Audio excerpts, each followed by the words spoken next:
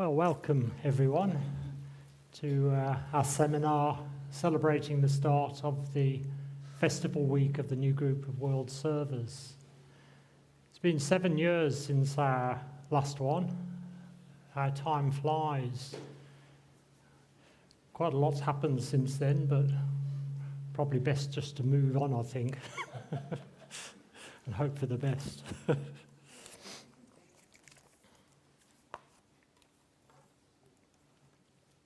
So traditionally, we always focus on the new group of world servers around this time of the year, the lower interlude.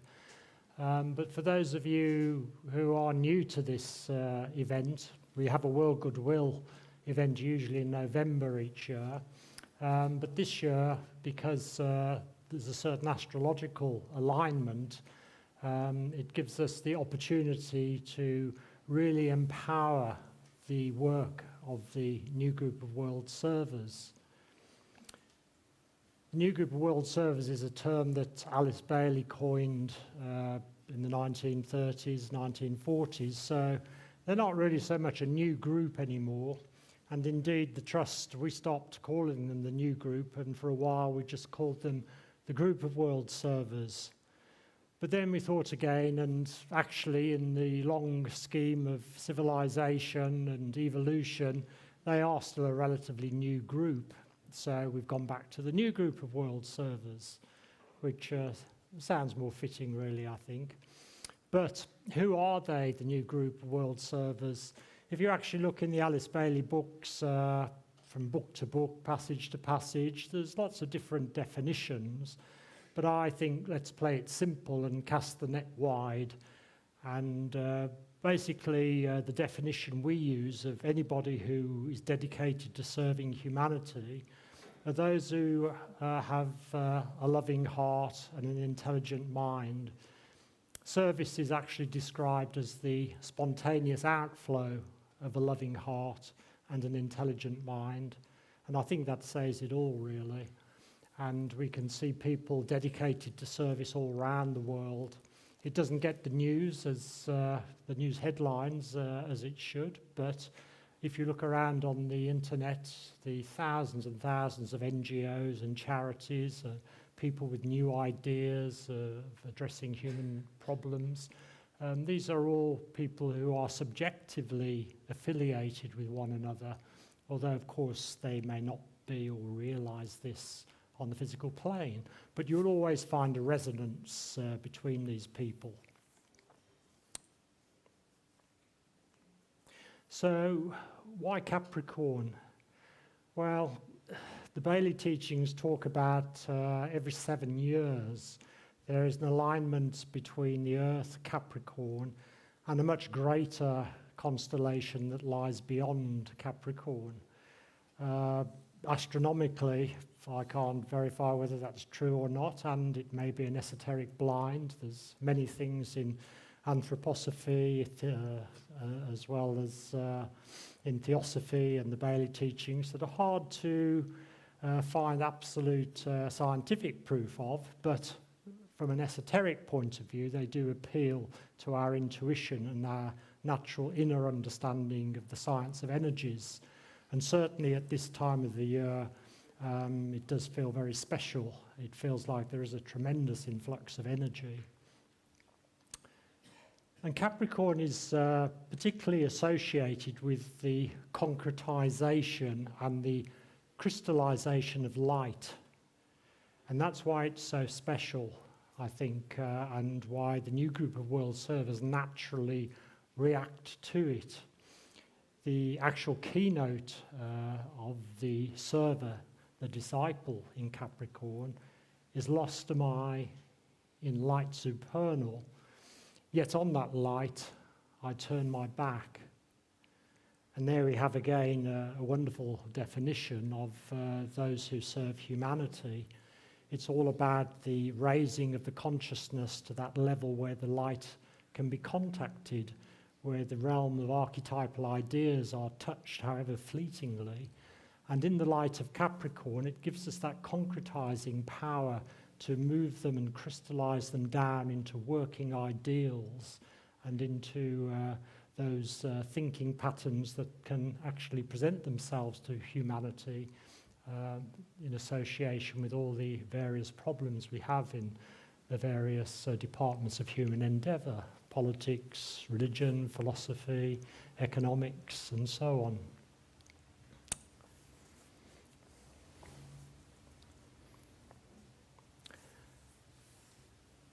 So as you'll have seen from our seminar program, we have a picture of the constellation of Capricorn on the front, and it's depicted as the sea goat, which is, quite traditional really.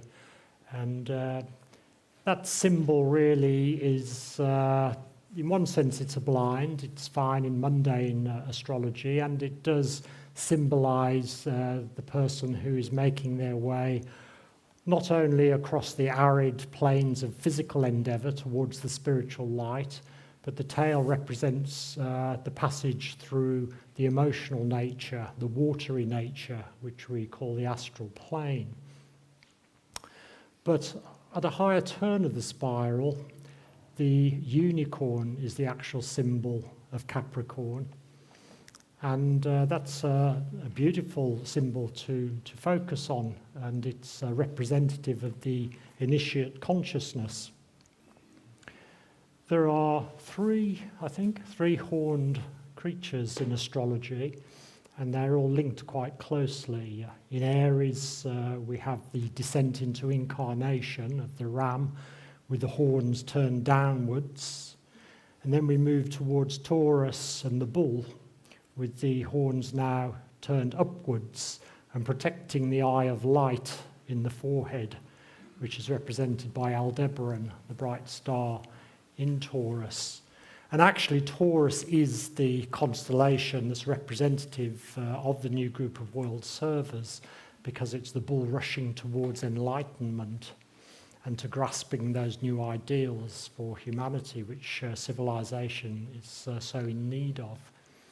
But then we get to Capricorn, the sign of initiation, and the horns then disappear and they merge with the third eye to produce that one pointed horn that stands on the horse's forehead. And the affirmation of the disciple in that sign is white and one-pointed. And that's a beautiful affirmation, I think, to keep in mind, the white representing the white deeds and the magical work of thinking through new ideas. And the horn has become one-pointed and piercing into the light. So why a group hero? We talked about that in the general letter.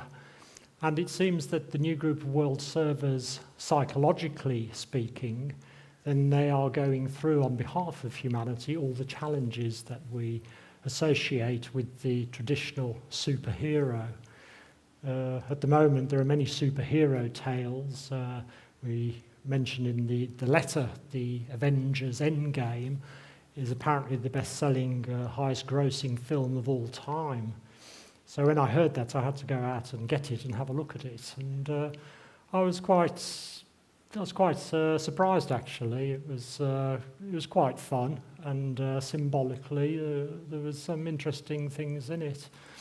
And of course, the first hero tale that traditional scholars know of is the Epic of Gilgamesh, the story of a not-so-good king who's half divine, half human, who goes on a journey to find immortality after the death of his warrior friend. And he doesn't find that, but in the process, a redemption takes place, and he returns to his people as a wiser, more benign king.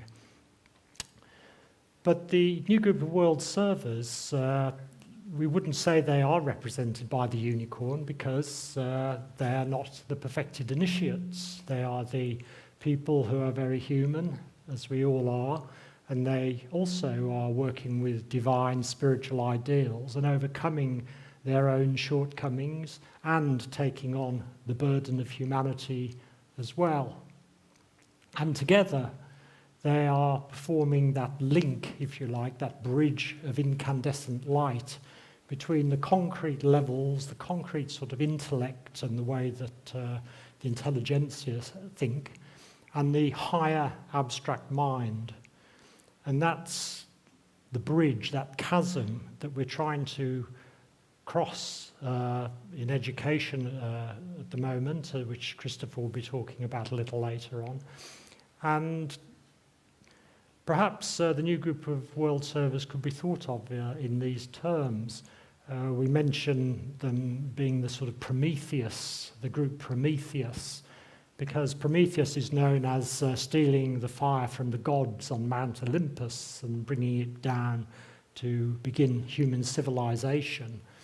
And in a similar way, the group Prometheus, the new group of world servers, are psychologically standing on the mountaintop of Capricorn, and they're reaching up into the light and transmitting it downwards through ideals and ideas that can serve humanity, bridging that higher aspects of the human nature with the lower integrated personality.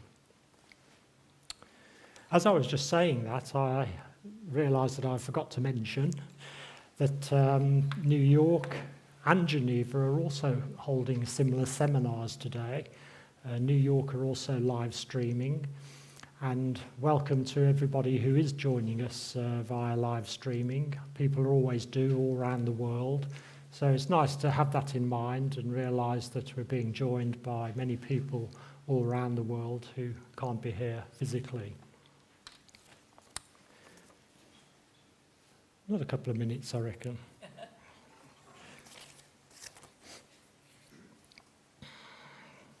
So, everybody says that nowadays, don't they? Have you noticed how these things catch on? So, a pause for thought.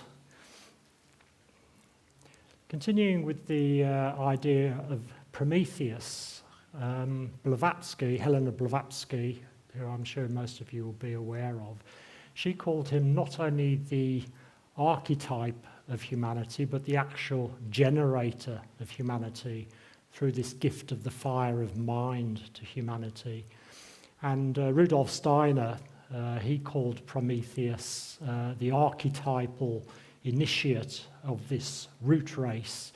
It's somebody who is initiated into not only wisdom, but into deed, because we're in an age where you don't just take the light and the wisdom for yourself, you take it on behalf of humanity, to give to humanity. And I think actually Prometheus, the etymology of the word means forethought. And Prometheus, the brother of Prometheus, was Epimetheus, and that means afterthought. And there you have represented the two different qualities of mind again. The lower mind that doesn't really think originally, but it reacts to impacts and events, either in the world of mind or on the plane of the emotions or on the physical plane, and it reacts, has experiences and formulates thought after the event. Whereas the Promethean state of mind is very much the abstract mind that's much closer to the intuition, and it thinks more for itself originally. It thinks in a way, in patterns of thought that exist in the higher world of the universal mind, and it brings down these thoughts to share with humanity, and we see many examples of those sort of thinkers at the moment. So the actual symbol of the new group of world servers who are working in this way is actually the goat and the mountaintop, the goat standing on the mountaintop in Capricorn. The divine goat is said to be representative of a group that is so subjectively and closely united that they have more or less become one organism. And there's a tremendous resonance between them, and collectively they are the saviours of humanity, bringing down the new fire.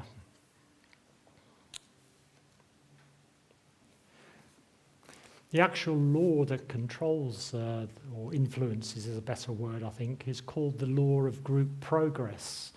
And that's a spiritual law that's also known as the law of elevation. It's the elevation of consciousness up the mountaintop. And in a moment, I'm going to invite you to join in a pause for 5 minutes, 10 minutes of reflection and meditation, where we can all visualize and imagine ourselves as rising together with the new group of world servers to the summit of Capricorn, to avail ourselves of the light that is available at this time, and then just to see, to reflect it, and to imagine the world being inspired by all the new group of world servers who are bringing through these new thought patterns. We often have visualizations at these seminars, particularly at the Arcane School conference, and sometimes that can be a little bit too wordy and actually defeat the objective because we're too busy moving from one stage to another and finding out what we've got to do next. So I thought it would probably be nice just taking the basic imagery of us standing in an elevated state of consciousness and just invite everybody to do what they feel comfortable with. I think it's very nice in this sort of situation just to tune in to everybody else who's participating here and people around the world who are joining in, and just to feel that sense of brotherhood and sisterhood, and just to have a nice open reflection, to keep ourselves just open and sensitive to the energies at play, and to slowly build up a reservoir of energy which we can imagine going out to help humanity at this time. So we'll take around between 5 and 10 minutes to do that, and at the end, when we come to the end of it, we'll just say together the mantra of the new group of world servers, which is in your folder.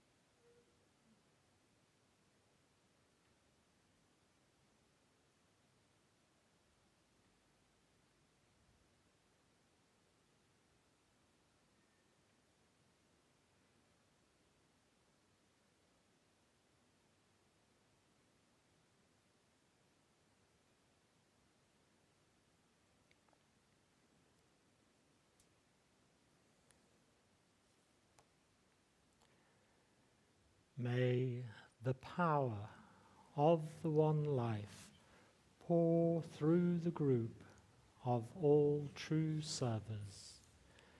May the love of the one soul characterize the lives of all who seek to aid the great ones. May I fulfill my part in the one work through self-forgetfulness, harmlessness, and right speech.